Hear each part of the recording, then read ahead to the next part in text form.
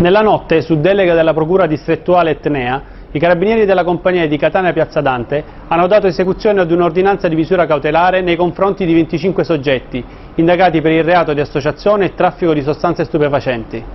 L'indagine, condotta da giugno ad ottobre del 2020, ha consentito di disarticolare un sodalizio criminale che aveva trasformato un agglomerato di immobili in via Piombai, nel quartiere San Cristoforo, in un vero e proprio fortino della droga, dove centinaia di acquirenti si recavano quotidianamente per poter acquistare cocaina e crack.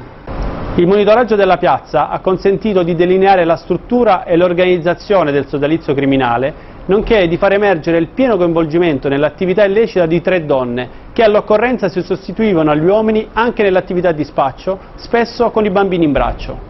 Il capopiazza invece è stato ripreso sia nel dare ordine ai sodali che nel rimproverare fino alle percosse le vedette più distratte.